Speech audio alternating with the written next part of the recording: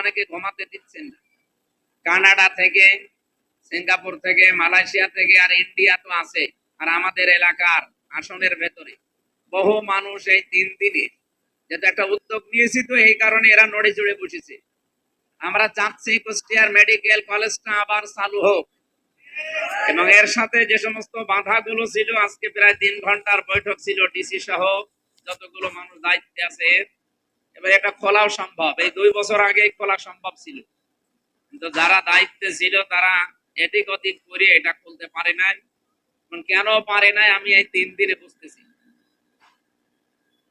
প্রায় সব মিলে শুধু মেডিকেল কলেজের জন্য 50 কোটি টাকার উপরে অফার হয়েছে এই 3 দিনে। তাও কেউ জানবে না, শুধু আল্লাহ বাদে। আমি বলেছি না, 50 কোটি কেন, 100 কোটি কেন, পুরা কুষ্টিয়া লিখে দিলেও আমি আমার জায়গা থেকে 1 চুল নড়ব না। কারণ এই 5 বছর যদি দায়িত্বে থাকি, 5টা টাকা যেন না বাড়ে সেই রকম ভাবে চলতে চায়। আপনারা সাহায্য করবেন না? হ্যাঁ, আমার আশপাশে আমার আত্মীয় পরিচয় হোক, দলীয় পরিচয় হোক, আর বিরোধী যারা আছেন, কেউ যদি আমার নামে কিছু করতে চান, আমি যদি জানতে পারি তার কিন্তু খবর করে ফেলবো।